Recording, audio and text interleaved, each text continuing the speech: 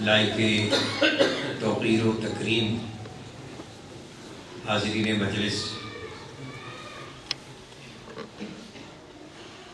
اللہ رب العزت کی توفیق سے، اس کے فضل و احسان سے ہم اللہ کے گھر میں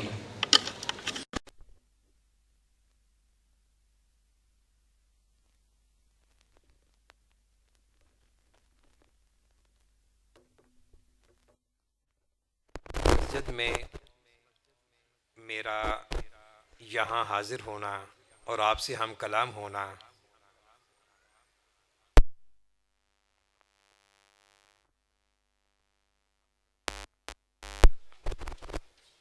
اور میں آپ کو ایک سبق سنانے آیا ہوں جو میں یہاں سے حاصل کرتا رہا ہوں۔ وہ بزرگ جو 80 کی دہائی کے یہاں کے نمازی ہیں، شاید وہ چہرے کچھ نظر آ رہے ہیں، کچھ بزرگ ہو گئے ہیں، جو بچے تھے وہ جوان، جو جوان تھے وہ بوڑھے ہو گئے ہیں۔ اللہ تعالی ہم سب کو بقیہ زندگی جو برف کی طرح پگھل رہی ہے مسنون انداز میں گزارنے کی توفیق عطا فرمائے۔ میرے اس جملے کا پس منظر یہ ہے کہ جب میں جامعہ تعلیمات اسلامیہ میں جناح کالونی کی برانچ میں زیر تعلیم تھا تو ہمارے مربی مشفق استاد محترم انہوں نے مجھے مشورہ دیا کہ آپ سال میں 2 کلاسیں کر لیں، آپ کا وقت بچ جائے گا۔ میں حفظ کر کے آیا تھا اور پیشکش کی کہ میں آپ کو تعلیم کے لیے اضافی وقت بھی دینے کو تیار ہوں، آپ میری مسجد میں آ سکتے ہیں، مجھ سے مستفید ہو سکتے ہیں۔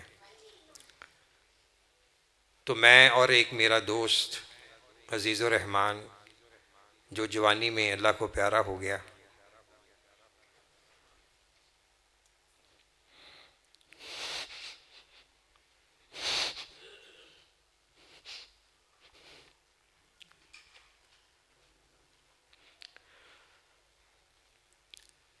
ہم دونوں گلبرگ سے، اور میں ان کو جناح کالونی سے لیتا تھا، سائیکل پہ مغرب کے بعد یہاں ہم پڑھنے آتے تھے۔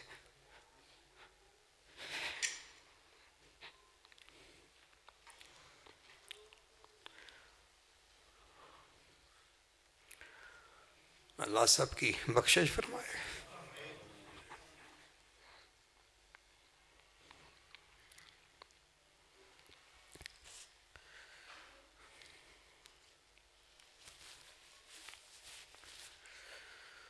ہمارے استاد محترم اس مسجد کے امام مدرس فضیلت الشیخ حافظ عبد الرحمن آزاد صاحب، اللہ ان کو صحت و عافیت والی لمبی زندگی عطا فرمائے۔ آج ہم مسجد الیعقوب میں 2-3 گھنٹے اکٹھے تھے تو کہتے میں تھکاوٹ ہو گئی ہے ورنہ میں آپ کے ساتھ جاتا۔ تو ان کے مجھ پر احسانات میں سے یہ کہ میں یہاں آتا رہا، مجھے وقت دیتے تھے، اور اللہ کی توفیق سے ان کی محنت تربیت ہمارے کام آ رہی ہے۔ اللہ ان کو جزائے خیر عطا فرمائے۔ تقریباً 40 سال کے بعد یہاں حاضری کا موقع ملا ہے۔ ماشاءاللہ یہ باغ و بہار، یہ رونقیں دیکھ کر بڑی خوشی ہوئی ہے۔ اس وقت مسجد مختصر ہوتی تھی اور مسجد کی ایک طرف ان کا حجرہ ہوتا تھا، وہاں وہ بیٹھتے تھے عشاء تک، پھر وہ اپنے گھر چلے جاتے تھے۔ تو یقیناً کسی بھی انسان کی شخصیت کی تعمیر میں، تکوین میں استاد کا ایک کردار ہوتا ہے، اور مخلص اساتذہ زندگی بھر یاد رہتے ہیں۔ تو جب مجھے جماعت کی طرف سے کہا گیا کہ آپ نے اس مسجد میں درس دینا ہے اور موضوع بھی بڑا حساس اور سنجیدہ، تو میں نے کہا موضوع چینج کر لیں۔ کہا کہ نہیں، موضوع یہی ہوگا، جماعت کی پالیسی ہے کہ اس موضوع پہ بولا جائے۔ تو بہرکیف حاضر ہو گیا ہوں، اور اللہ کی توفیق سے مختصر وقت میں کوشش کروں گا کہ اپنی گفتگو کو سمیٹوں، اور جو میرا حاصل مطالعہ ہے اس سے مجھے اور آپ کو فائدہ ہو۔ آج کی تربیت کی جو نشست ہے، تربیتی نشست، اس کا عنوان ہے طلاق کے اسباب، وجوہات اور تدارک، اس کا حل۔ یہ میری معلوم اور محفوظ یادداشت کے مطابق شاید میں اس موضوع پر پہلی دفعہ باضابطہ درس دینے لگا ہوں۔ وقتاً فوقتاً خطبہ ہے جمعۃ المبارک میں، درس و تدریس میں جزوی طور پر اس موضوع کو ڈسکس کرتا رہا ہوں، لیکن آج باقاعدہ اس موضوع پر ایک تربیتی نشست کی صورت میں شاید یہ پہلا موقع ہے۔ بہرکیف آئیے آج کی اس گفتگو میں ہم اس اہم مسئلے کو ڈسکس کریں، اس نیت سے کہ جہاں جہاں یہ خرابیاں ہیں وہاں اس کا ازالہ ہو، اور اللہ تعالی ہمیں اس تکلیف دہ پہلو سے، مرحلے سے بچا کے رکھے۔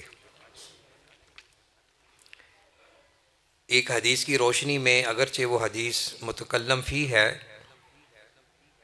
ابغض الحلال عند اللہ الطلاق، کہ اللہ کے ہاں حلال چیزوں میں سے مبغوض ترین یعنی قابل نفرت چیز طلاق ہے۔ طلاق کا مفہوم کیا ہے، اور یہ کیوں ہو رہی ہے آج کل، اس کی ریشو کیوں بڑھ رہی ہے، یہ آج کے درس کا مرکزی موضوع ہے۔ بزرگوں کو پتہ ہوگا آج سے 15-20 سال پہلے تک لفظ طلاق ہماری زبانوں میں آنے سے ایک عجیب قسم کا انقباض پیدا ہو جاتا تھا، دل و دماغ میں کراہیت کے جذبات ہوتے تھے، اور شاذ و نادر یہ لفظ سننے میں آتا تھا کہ فلاں گھر میں طلاق ہو گئی ہے، فلاں جوڑے میں علیحدگی ہو گئی ہے۔ لیکن آج کل اللہ معاف فرمائے کثرت کے ساتھ یہ واقعات ہو رہے ہیں، اور ہر فیملی میں دور یا نزدیک کے اعتبار سے کوئی نہ کہیں یہ کیس بنتا نظر آ رہا ہے۔ طلاق کا معنی ہوتا ہے چھوڑ دینا، ترک کر دینا، کسی کو آزاد کر دینا، اور شرعی اصطلاح میں میاں بیوی کا وہ مضبوط عقد و پیمان جسے ہم نکاح کہتے ہیں، شادی کہتے ہیں، جس کی بنیاد دین و اخلاق ہونا چاہیے، اس عقد کو توڑ دینا، اس کو ختم کر دینا، یہ طلاق ہے۔ جس طرح نکاح کے مقاصد ہیں، اہداف ہیں، اس کے احکام، مسائل ہیں، اور نکاح کے اہم مقصد میں سے کیا ہے؟ وَمِنْ آيَاتِهِ أَنْ خَلَقَ لَكُم مِّنْ أَنفُسِكُمْ أَزْوَاجًا لِتَسْكُنُوا إِلَيْهَا وَجَعَلَ بَيْنَكُم مَّوَدَّةً وَرَحْمَةً، زوجین کو سکون حاصل ہو، ذہنی طور پر، جسمانی طور پر، نفسیاتی طور پر، یہ شادی کا ایک اہم مقصد ہے۔ اور بھی بہت سے مقاصد ہیں، نسل انسانی کا تحفظ، نسل بشریت کی بقا، امت محمدیہ صلی اللہ علیہ وسلم میں اضافہ، اور دنیا اور آخرت کی سعادتوں کو سمیٹنا، یہ ساری چیزیں نکاح سے بندھی ہوئی ہیں۔ نکاح جو اللہ کے نام پر رشتہ ہوتا ہے، اللہ کے نام پر یہ مقدس بندھن باندھا جاتا ہے، یہ بہت ہی قابل عزت ہے، محترم رشتہ ہے۔ اس رشتے میں دراڑیں کیوں آتی ہیں، خلل کیوں آتا ہے، اور اس رشتے میں کمزوریاں کہاں سے آ رہی ہیں، کیوں آ رہی ہیں، اس کے جواب میں میرا جو حاصل مطالعہ ہے 10 پوائنٹ پہ ہے۔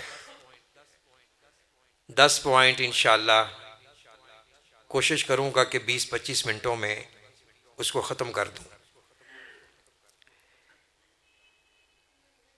طلاق کے اسباب، اس کی وجوہات کچھ دینی اعتبار سے ہیں، کچھ اخلاقی اعتبار سے ہیں، کچھ معاشی اعتبار سے ہیں، کچھ معاشرتی، کچھ سماجی اعتبار سے ہیں۔ تو ان کا جو ملخص ہے وہ آپ کے سامنے 10 پوائنٹ کی صورت میں پیش کر رہا ہوں۔ ایک انٹرنیشنل سروے کے مطابق پاکستان میں جو طلاق کی ریشو بڑھ رہی ہے، ویسے تو پوری دنیا میں طلاق کی نسبت دن بدن ترقی پذیر ہے۔ کوئی ملک، کوئی علاقہ، کوئی خاندان ہی شاید اس سے محفوظ ہو۔ تو ایک انٹرنیشنل سروے کے مطابق انہوں نے 3 وجوہات کا تذکرہ کیا ہے، اور باقی 7 وجوہات جو میں نے مطالعہ کیا، سوچا ہے، اس کا نتیجہ ہے۔ نمبر 1، تعلیم و شعور کی کمی۔ جہاں تعلیم کی کمی ہو، شعور کی کمی ہو، وہاں بہت سے مسائل جنم لیتے ہیں۔ تو طلاق بھی انہی مسائل میں سے ایک اہم مسئلہ ہے۔ نکاح کرتے وقت زوجین کو، میاں بیوی کو اور ان کے سرپرستوں کو اتنا شعور نہیں ہوتا، ادراک نہیں ہوتا کہ ہم اپنے بچوں کا نکاح کیوں کرنے جا رہے ہیں، اور ان کے ایک دوسرے کے فرائض کیا ہیں، حقوق و فرائض کیا ہیں۔ یہ گڈے کا کھیل تو نہیں ہے۔ تو شعور ہونا چاہیے کہ میں نکاح کو محض ایک انجوائمنٹ کے طور پہ کرنے جا رہا ہوں، یا ایک ذمہ داری کے طور پہ۔ یہ ایک ایگریمنٹ ہے، عہد و پیمان ہے۔ تو میاں بیوی دونوں کو شعور ہونا چاہیے کہ ہم جس راستے پہ چلنے لگے ہیں، آنے والی زندگی میں ہمارے لیے کیا مسائل جنم لے سکتے ہیں، تو اس کا ادراک ہونا چاہیے، شعور ہونا چاہیے۔ نکاح، شادی اور اس سے جڑے ہوئے جو مسائل ہیں، اس کا ادراک ہونا چاہیے۔ نمبر 2، میاں بیوی کے درمیان مالی معاملات میں خرابی، فساد۔ بالخصوص وہ میاں بیوی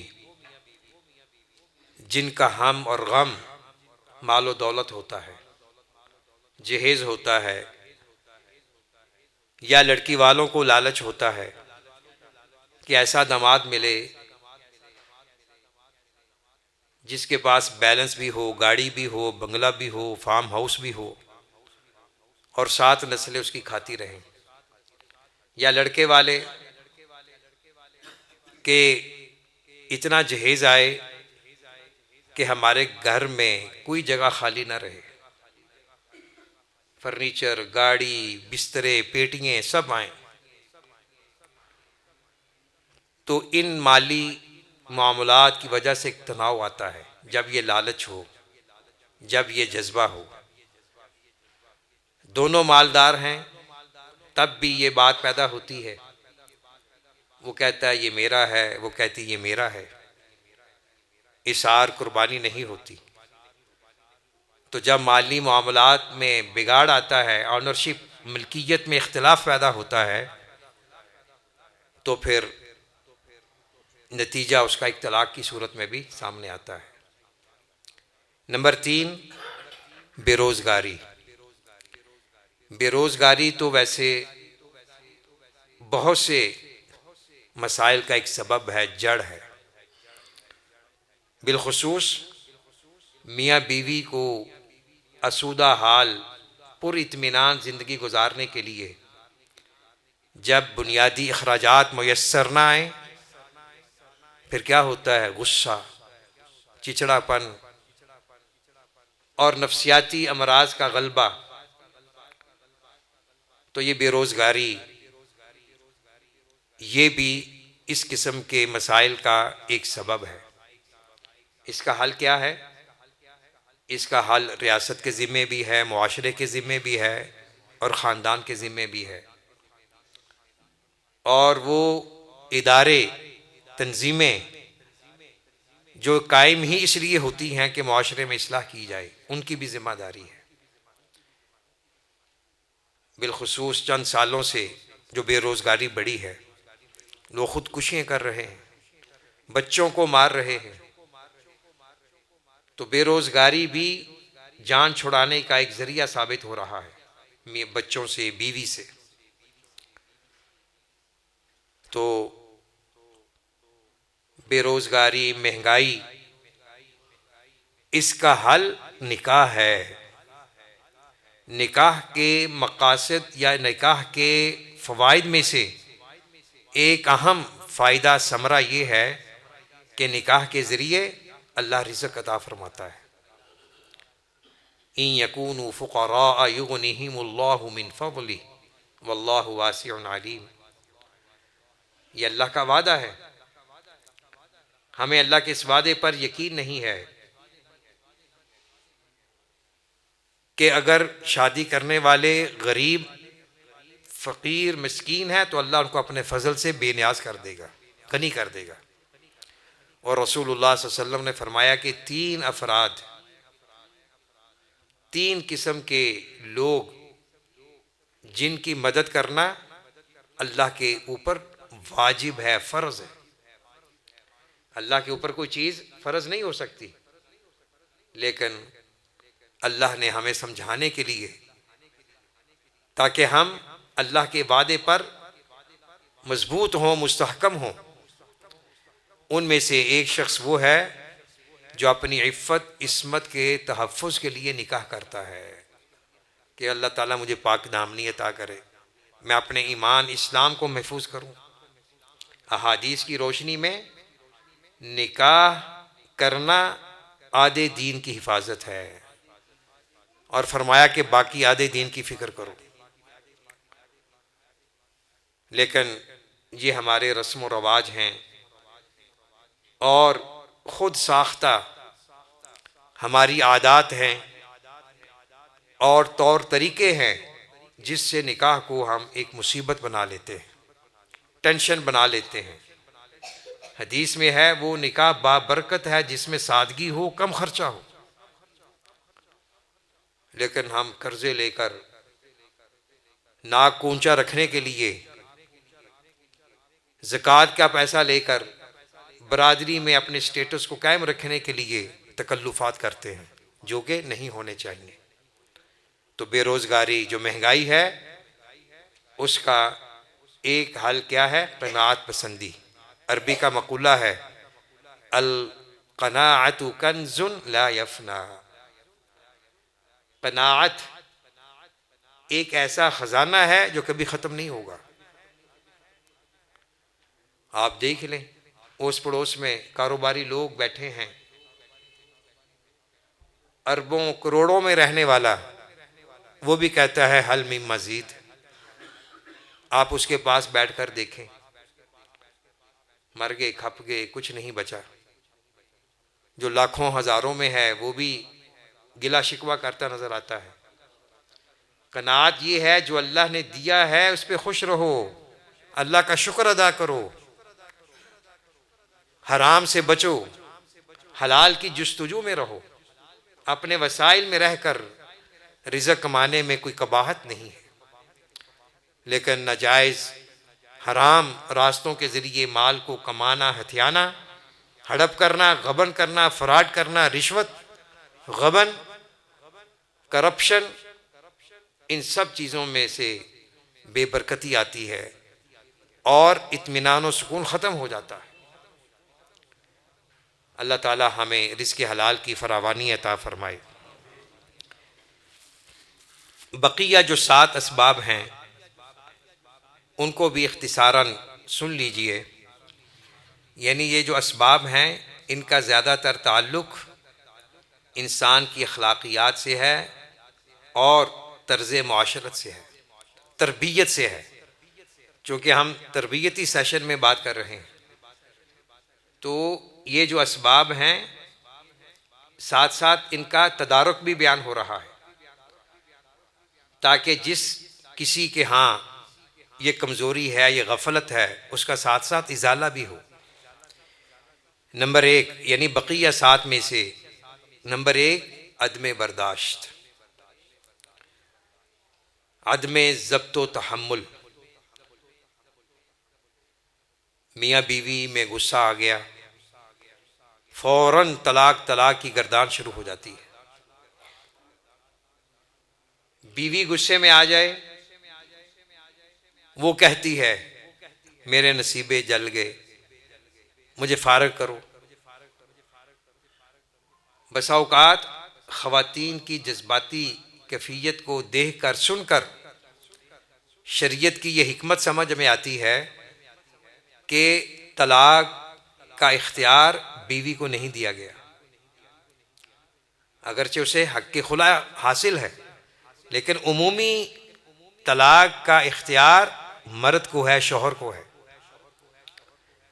اگر بیوی کے ہاتھ میں یہ اختیار ہوتا نا تو پھر روزانہ طلاقیں چلتی، کیونکہ خاتون مرد کی نسبت کم حوصلے والی ہے، اس میں جذباتی پن زیادہ ہوتا ہے، ناشکری ہوتی ہے، جیسا کہ احادیث میں ہے۔ رسول اللہ صلی اللہ علیہ وسلم نے فرمایا کہ اکثر خواتین کو میں نے جہنم میں دیکھا۔ کیوں؟ کہا کہ اپنے خامندوں کی ناشکری کرتی ہیں۔ اور دوسری حدیث میں کہ آپ ان کے ساتھ ساری زندگی حسن سلوک کرتے جائیں، کسی موقع پر اس کی خواہش پوری نہ ہو، کہتی ساری زندگی میں نے یہاں تو کچھ دیکھا ہی نہیں، سارا پانی پھر جاتا ہے۔ یہ نہیں ہونا چاہیے۔ بہنوں بیٹیوں سے گزارش کروں گا کہ یہ رسول اللہ صلی اللہ علیہ وسلم نے جو نفسیات بیان کی ہیں یہ آپ کو ڈی گریڈ کرنے کے لیے نہیں بلکہ اصلاح کے لیے۔ یعنی کسی میں کوئی مرض ہے، اس کی تشخیص ہوگی تو اس کی اصلاح ہوگی نا۔ مردوں میں بھی کسی حد تک یہ چیزیں ہوتی ہیں، جو اپنی وفادار مخلص بیویوں کی قدر نہیں کرتے، ان کو بھی سناتے ہیں، تو غصے میں آ کر ایک دوسرے کو سنا دینی باتیں عدم برداشت کا ایک مظہر ہے۔ اور پھر عجیب و غریب مسائل بنتے ہیں۔ وہ پہلے غصے میں طلاق کی مشین چلاتا ہے، جب ہوش میں آتا ہے کہتا میں نے تو غصے میں طلاق دی تھی۔ تو کہ پیار محبت سے میں بھی طلاق دیتا ہے؟ تو انسان کو اپنے آپ کو کنٹرول میں رکھنا چاہیے، اور مرد کو یہ احساس ہونا چاہیے، رجولت مردانگی کا یہ تقاضا ہے کہ وہ ضبط تحمل کا مظاہرہ کرے خواتین کی نسبت زیادہ۔ اگر کوئی ایسی سچویشن پیدا ہو گئی ہے وہ اپنی زبان کو تالا لگا دے۔ کف اللسان یہ بہت سے مسائل کا حل ہے، بالخصوص جب حالات اختلافی شکل اختیار کر جائیں تو عقل مندی یہ ہے کہ شوہر نامدار گھر سے باہر نکل جائے، مسجد میں آ جائے، وضو کرے، ٹھنڈا ہو، 2 رکعتیں پڑھے، اور بیوی کہیں الگ تھلگ کمرے میں جا کر قرآن کی تلاوت کرے، ذکر الہی میں مشغول ہو جائے، اللہ سے لگاؤ تقرب پیدا کرے، اور اس کو احساس ہو کہ شادی سے پہلے میری کیا کیفیت حالت تھی، میرا کیا سٹیٹس تھا، اب شادی کے بعد کیا ہے، تو اللہ کی نعمتوں کا شکر ادا کرنا اور دنیاوی معاملات میں چھوٹے کو دیکھنا، دین و اخلاق میں اپنے سے بڑھ کر کو دیکھنا، یہ بھی بہت سے مسائل کا حل ہے۔ نمبر 2، پسند کی شادی میں میرٹ کو نہیں دیکھا جاتا۔ یہ لو میرج جسے ہم کہتے ہیں، یہ ہونی چاہیے نہیں ہونی چاہیے؟ قبل اس کے کہ میں اس بارے کچھ کہوں، میں کسی نوجوان سے پوچھتا ہوں کہ بھئی آپ کا کیا موقف ہے؟ کہتے ہیں نا کہ یہ ارینج میرج ہے، یہ لو میرج ہے، تو کون جواب دے گا؟ لو میرج کسے کہتے ہیں؟ آپ بتائیں بھئی، کیا نام آپ کا؟ ولید؟ ہاں، کتنی عمر آپ کی؟ ماشاءاللہ، محبت کر رہے ہو کسی سے؟ کہیں نہیں؟ کیوں؟ اس عمر میں تو محبت ہونی چاہیے۔ پھر آپ کو نہیں پتا لو میرج کیا ہوتی ہے؟ نہیں پتا کیا ہے؟ بتاؤ۔ ہاں، تو ہونی چاہیے کہ نہیں؟ پسند کی شادی کرنی چاہیے کہ نہیں؟ نہیں پتا؟ بیٹھ جاؤ، شاباش۔ دیکھیں، شادی وہی ہے جو پسند کی ہو۔ شریعت نے لڑکے اور لڑکی کو اختیار دیا ہے، وہ اپنی پسند کا اظہار کریں، بڑوں کے سامنے بتائیں کہ میرا دل وہاں لٹکا ہوا ہے، اٹکا ہوا ہے، تو والدین اس مسئلے کو سنجیدگی سے لیں، یہ نہ کہیں کہ یہ تو بچگانہ ذہن ہے۔ دیکھیں، لڑکی کو بھی یہ حق حاصل ہے، وہ والدین کو کہہ سکتی ہے کہ میں وہاں رشتہ کرنا چاہتی ہوں۔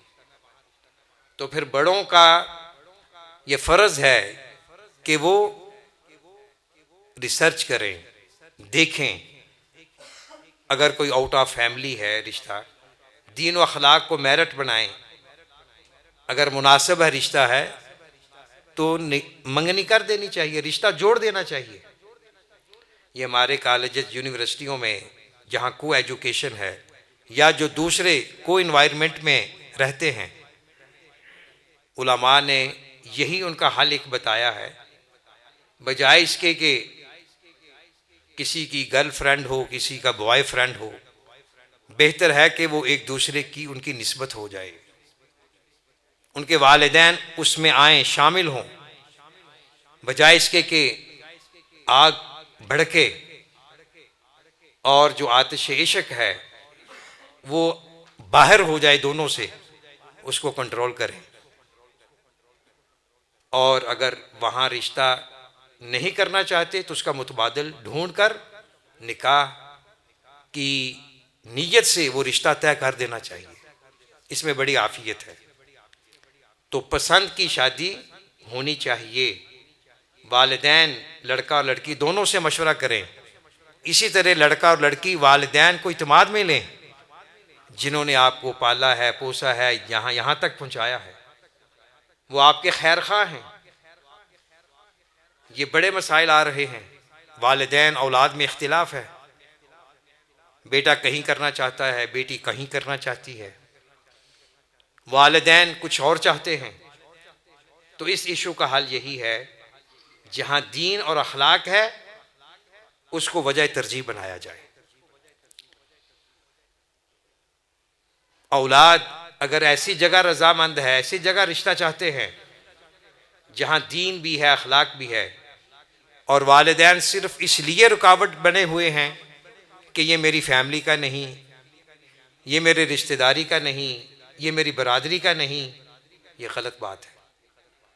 دین اور اخلاق کو ترجیح دی جائے، اور ان مسائل کا ٹو دی پوائنٹ یہی حل ہے۔ دیکھا جائے کہ کس کا موقف کتاب و سنت، دینی تعلیمات، اخلاقیات کے قریب تر ہے، تو پھر وہ جو فیملی کے دوسرے بزرگ ہیں ان کو چاہیے کہ اس مسئلے کا حل اس انداز میں پیش کریں، ورنہ دوریاں بڑھتی جائیں گی، مسائل بڑھتے جائیں گے۔ زور زبردستی سے کسی لڑکے اور لڑکی کی شادی نہیں کرنی چاہیے۔ خوبصورت امتزاج ہے لڑکی کی رضامندی اور والدین کی ولایت، ان کی سرپرستی، نہ ہی لڑکی آزاد ہے کہ وہ والدین کو ڈی گریڈ کرتے ہوئے، ان کو نظر انداز کرتے ہوئے کورٹ میں بھاگ جائے، خاندان کی عزت کو خاک میں ملائے، اور نہ ہی والدین کو یہ زیبا دیتا ہے کہ وہ اپنی زبردستی ان پہ ٹھونسے، ان سے مشورہ لیں، ان کو اعتماد میں لیں، ان کو بتائیں کہ آپ وہاں رشتہ کیوں کرنا چاہ رہے ہیں۔ تو اس طرح جب رشتے ہوں گے تو انشاءاللہ طلاق کی ریشو بھی کم ہوگی۔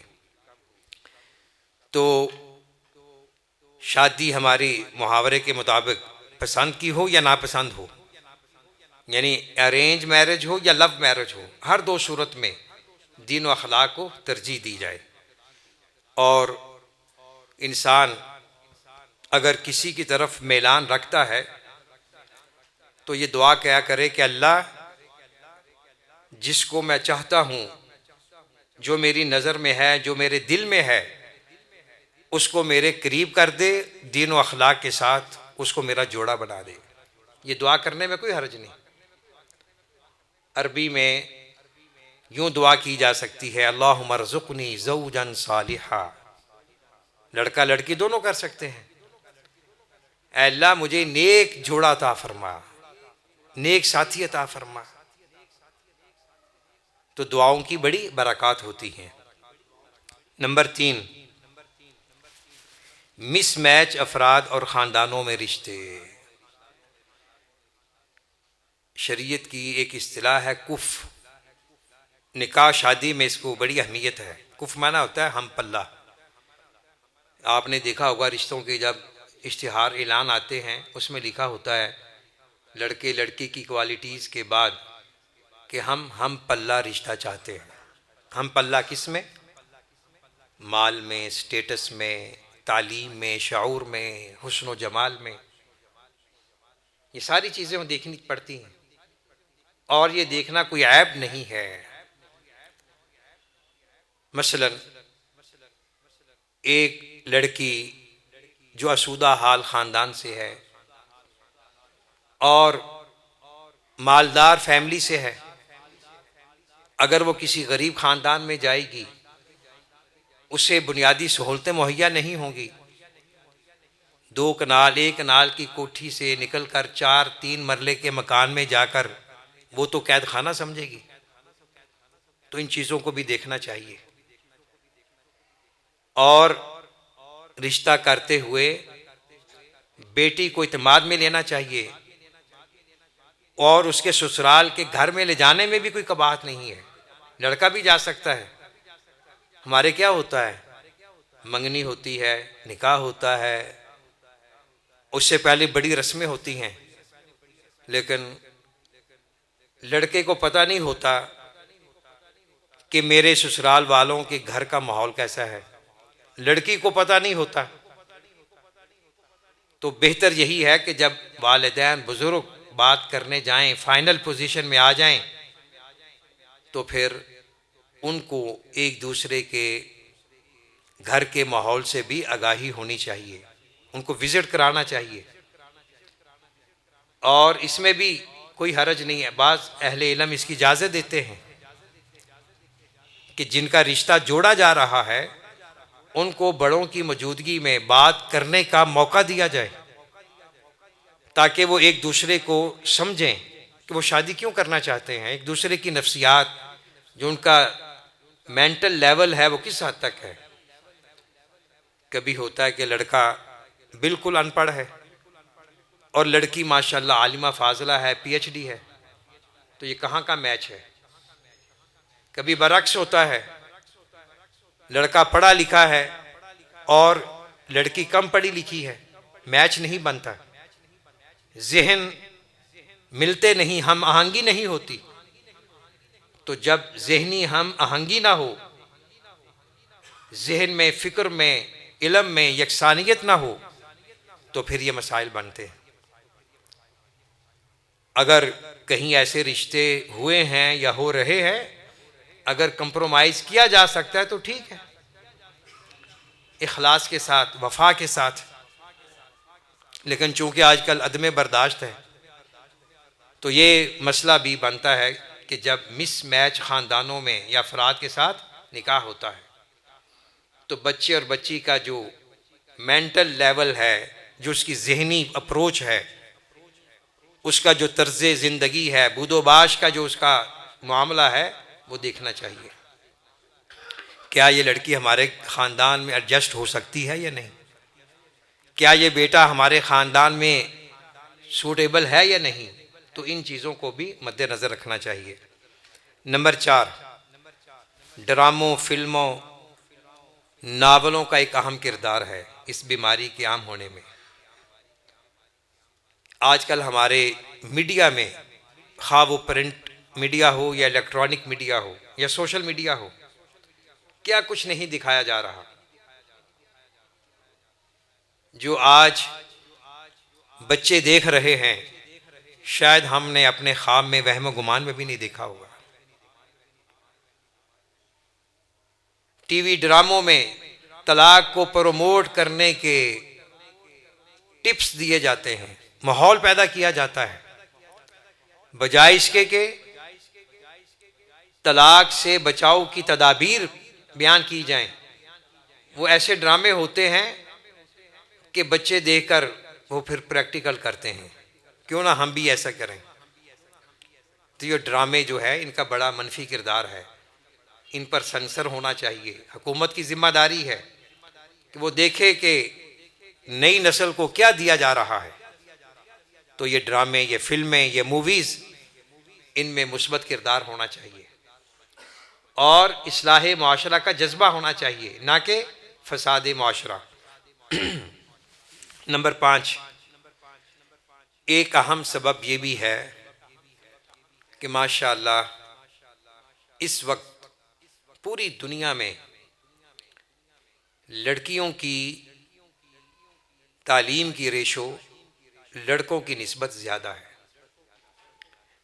اور اس میں بہت سے حقائق بھی ہیں کہ بہت سے تعلیمی اداروں میں لڑکیاں لڑکوں کو کراس کر رہی ہیں اپنی ذہانت کے حوالے سے، اللہ نے جو ان کو صلاحیتیں دی ہیں. تو بعض بچیاں M Phil P H D تک پہنچ جاتی ہیں اور پھر رشتے نہیں ملتے، ہم پلہ. لڑکے کم پڑھے لکھے ہوتے ہیں. اور ایک چیز اس میں یہ بھی ہے کہ جو زیادہ تعلیم یافتہ لڑکی ہے پراؤڈ مائنڈ ہو جاتی ہے، بالخصوص وہ جو اپنے آپ کو مختار کل سمجھتی ہے، جو کماتی ہے. بعض بچیاں، میں اصلاح کر دوں، یہ سمجھتی ہیں کہ شادی صرف یہ ہے کہ میں شوہر کی دست نگر ہو جاؤں گی، میں شوہر کے ماتحت آ جاؤں گی. تو جو بچیاں خود کماتی ہیں وہ کہتی ہیں میں کماتی ہوں، مجھے کیا ضرورت ہے شادی کرنے کی. یہ غلط سوچ ہے، خطرناک ہے. ایسے 2-3 دن پہلے بھی اس مسئلہ ڈسکس ہو رہا تھا ہمارے گروپ میں. وہ خاتون کہے کہ مجھے کیا ضرورت ہے شادی کرنے کی، میرا بینک بیلنس ہے، میری جائیداد ہے، میرا روزگار ہے، میں کیوں کسی کی محتاج ہوں. یہ ایک مادیانہ غلط سوچ ہے، اصلاح کی ضرورت ہے. ایسی خواتین کو یہ احساس ہونا چاہیے کہ والدین کی وفات کے بعد آپ کی بھابھیاں آپ کو کب تک برداشت کریں گی. جب جوانی ڈھل جائے گی، بڑھاپا شروع ہوگا، اس وقت آپ تنہا رہ جائیں گی، اس وقت آپ کو کون سہارا دے گا. ہمارے معاشرے میں الحمدللہ عورت کو تحفظ، تقدس، احترام حاصل ہے، خواہ وہ والدہ ہے، بیوی ہے، بہن ہے، بیٹی ہے، ہر اعتبار سے ہمارا معاشرہ اس کو رسپیکٹ دیتا ہے، تو خواتین کو بھی اس رسپیکٹ کی قدر افزائی کرنی چاہیے۔ اور الرجال قوامون علی النساء، اس آیت کو سمجھنا چاہیے۔ اس آیت کو بعض مرد غلط سمجھتے ہیں، کہتے مردانگی رجولت یہی ہے جب تک میں ڈنڈا نہ رکھوں اپنی بیوی پہ وہ بیوی نہیں بنتی۔ الرجال قوامون علی النساء کا معنی یہ ہے کہ وہ ذمہ دار ہے، نگرانی ہے، نگران ہے۔ شوہر ذمہ دار ہے اور بیوی اس کی ذمہ داری ہے، اس جملے کو سمجھ لیں۔ تو یہ معنی نہیں ہے کہ وہ ہر اعتبار سے جو چاہے اس پر اپنا حکم چلائے، وہ بھی ایک انسان ہے، اس کی بھی نفسیات ہیں، اس کی بھی خواہشات ہیں، اس کی بھی اپنی ایک رسپیکٹ ہے، عزت نفس ہے، تو اس کو مجروح کرنا نہیں چاہیے مردوں کو۔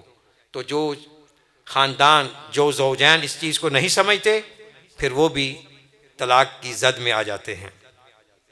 نمبر 6 اور سیکنڈ لاسٹ، مثالی جوڑوں کا نہ ہونا یا فقدان، ناپید ہونا۔ آج کل آپ دیکھیں ہمارے کتنے ایسے نوجوان ہیں جو یہ کہہ سکتے ہوں کہ میرے خاندان کے مثالی جوڑے وہ ہیں، یہ ہیں، میں ان کی تقلید کروں گا، ان کو آئیڈیل بناؤں گا۔ تو ان حالات میں جو بزرگ ہیں، والدین ہیں، ان کی ذمہ داری ہے کہ وہ ازدواجی زندگی کو اس انداز میں گزاریں کہ اپنے آنے والی نسلوں کے لیے وہ نمونہ بنے، اسوہ بنے۔ والدین کی تربیت ایسی ہو کہ بچے ان سے متاثر ہوں، ان سے سبق لیں، ان سے درس لیں، تربیت لیں۔ یہ تب ہی ممکن ہے جب والدین خود باکردار ہوں گے، با اخلاق ہوں گے۔ تو اس طرف توجہ دینے کی ضرورت ہے کہ ہم آنے والی نسلوں کے لیے اچھی یادیں چھوڑ کر جائیں۔ نمبر 7 اور آخری یہ ہے، طلاق کے اسباب میں سے اگرچہ اس کا ضمناً تذکر آیا ہے، وہ ہے ہرس، لالچ۔ یعنی جو وفا ہے، جو خلوص ہے، اس میں کمی آتی ہے۔ خاتون شوہر کے بیلنس کو دیکھتی ہے، اس کی جائیداد پر اس کی نظریں ہوتی ہیں، اور اسی طرح خامد اس کی نظریں بیوی کی جائیداد پر ہیں۔ وہ آنے بہانوں سے کہتا ہے کہ اپنے ماں باپ سے وہ لے کر آؤ، یہ لے کر آؤ، جہیز سے اس کا آغاز ہوتا ہے۔ تو یہ لالچ، ہرس کا جو جذبہ ہے، یہ نہیں ہونا چاہیے۔ یہ خوش آئند بات ہے کہ ہمارے نوجوانوں میں یہ کلچر ڈیولپ ہونے لگا ہے، الحمدللہ۔ کہتے ہیں کہ ہم جہیز نہیں لیں گے۔ 2-3 نکاح میرے سامنے ہوئے، میں نے ایسے پڑھائے، اسی جذبے کے تحت۔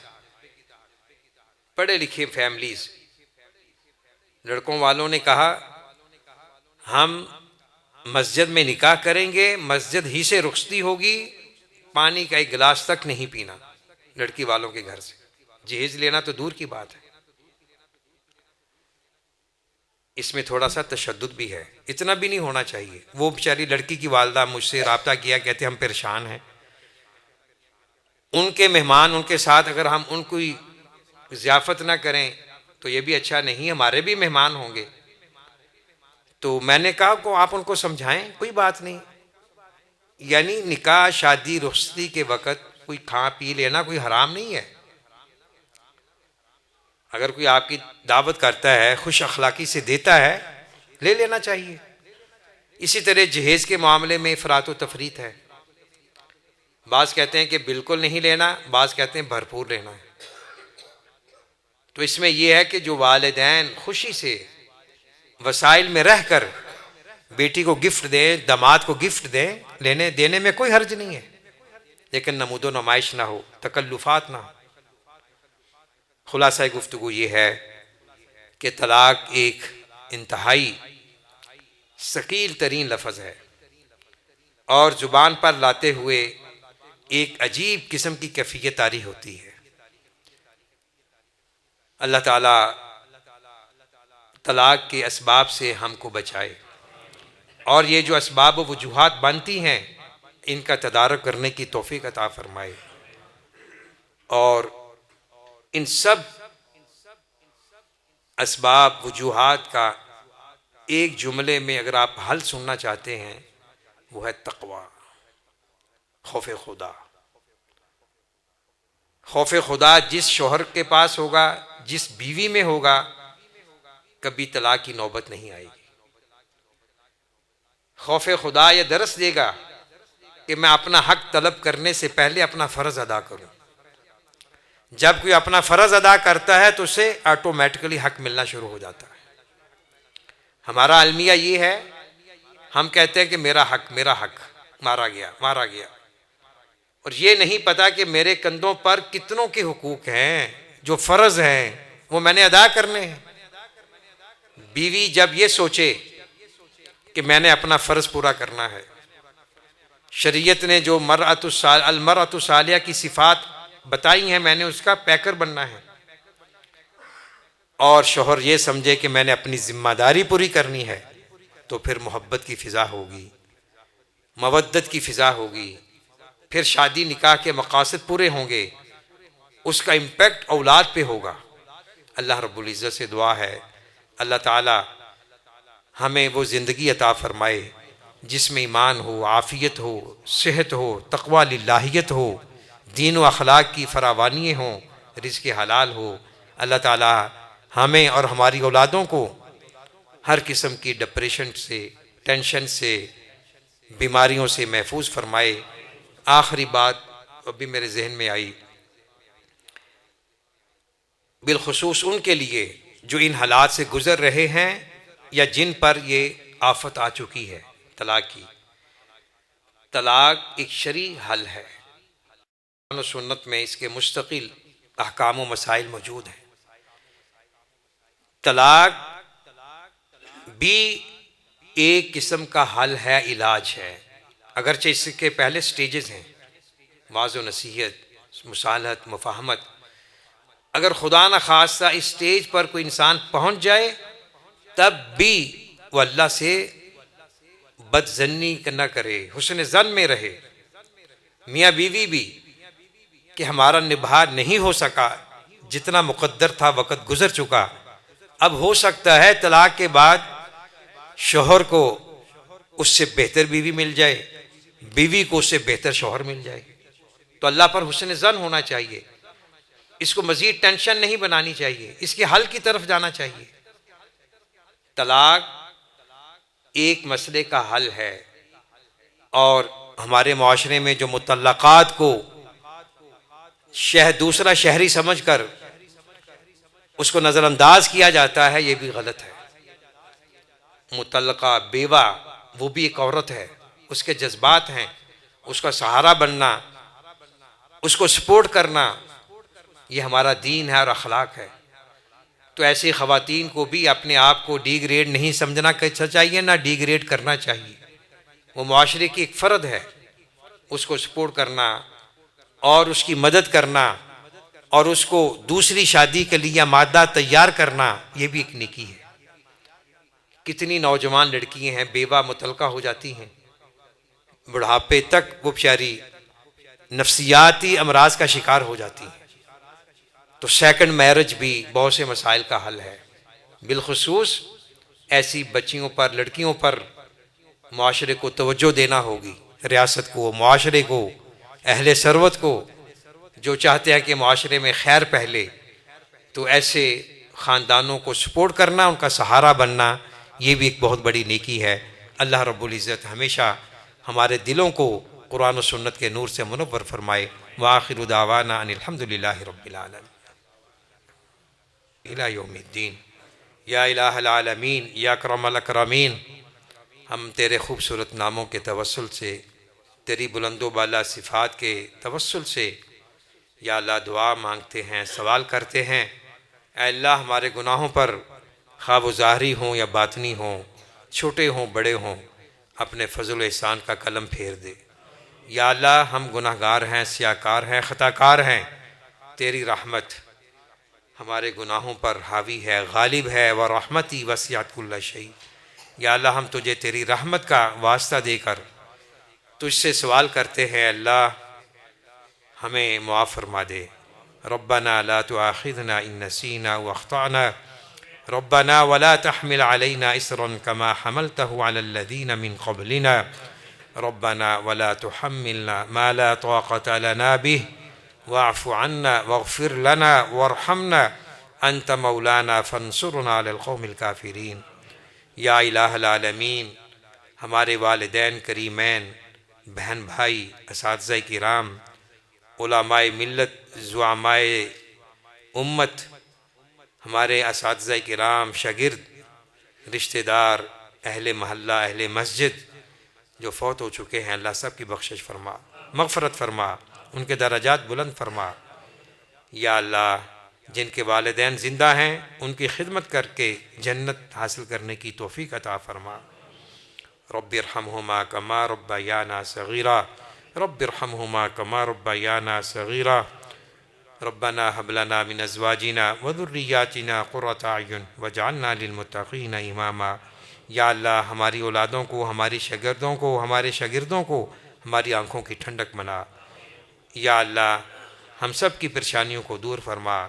یا اللہ جن خاندانوں میں چپکلشیں چل رہی ہیں، انتشار ہے، خلفشار ہے، اے اللہ تو اپنے فضل سے ان کو آپس کی محبت میں بدل دے، مودت میں بدل دے۔ یا اللہ ہمیں مقصد زندگی عبادت کو سمجھ کر نکاح شادی کرنے کی توفیق عطا فرما۔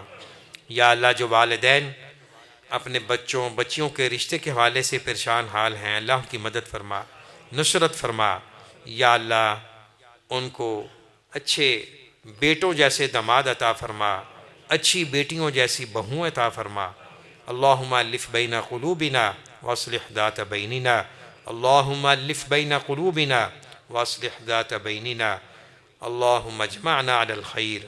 یا اللہ ہمارے استاد محترم حافظ عبد الرحمن آزاد صاحب کو صحت عافیت والی زندگی عطا فرما۔ یا اللہ ہمارے دیگر اساتذہ کرام جن کی وجہ سے ہم اس مقام پہ پہنچے ہیں، کچھ باتیں کہنے کو ملتی ہیں، سننے کو اللہ توفیق ہوتی ہے، اے اللہ سب پہ رحم فرما۔ جو فوت ہو گیا ہے ان کی بخشش فرما، جو زندہ ہیں ان کو صحت و عافیت والی زندگی عطا فرما۔ ربنا آتنا فی الدنیا حسنہ وفی الآخرۃ حسنہ وقنا عذاب النار۔ یا اللہ جو ادارے، مساجد، تنظیمیں تیرے دین کی نشر و اشاعت کے لیے کوشاں ہیں، اللہ ان کی کاوشوں میں برکتیں عطا فرما، خلوص عطا فرما۔ یا اللہ ہر قسم کے نمود و نمائش، ریاکاری سے میں محفوظ فرما، باہمی اختلافات سے محفوظ فرما، اتحاد اتفاق کی برکتیں عطا فرما۔ ربنا تقبل منا انک انت السمیع العلیم وتب علینا انک انت التواب الرحیم۔ سبحان ربک رب العزۃ عما یصفون وسلام علی المرسلین والحمد للہ رب العالمین۔ جزاکم اللہ خیرا، بارک اللہ فیکم۔